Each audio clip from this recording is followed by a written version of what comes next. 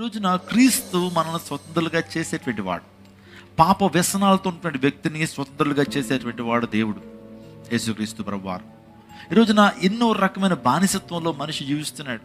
విగ్రహాదనటువంటి బానిసత్వం, పాపం అనే దాస్యత్వం, ఇంకా ఆ పాపంలో మనం ఆలోచన చేయాలంటే చాలామందికి ధూమపానం, మద్యపానం, వ్యభిచారము, జారత్వము, అసూయ, కక్షలు, ఇదో రకమైన బానిసత్వంలో మనిషి ఉన్నాడు.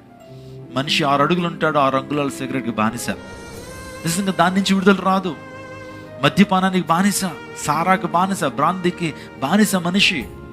ఎన్నోసార్లు ఒట్టేస్తాడు పిల్లల మీద, భార్య మీద. ఇంకా ఆ దుకాణం జోలికి వెళ్ళను అంటాడు. మరలా ఆ రోజు ఎక్కువ 2-3 గ్లాసులు ఎక్కువ తాగి వస్తాడు. ఎందుకంటే మనిషి ఈ రోజున వింతైన బానిస, వింతైన బానిస.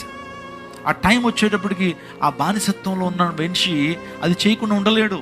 దేవుని లేఖనాలు చెప్తున్నాయి ఏమనంటే, పాపం చేసిన వ్యక్తి ఆ పాపానికి దాసుడు అని దేవుని లేఖనాలు సెలవిస్తున్నాయి.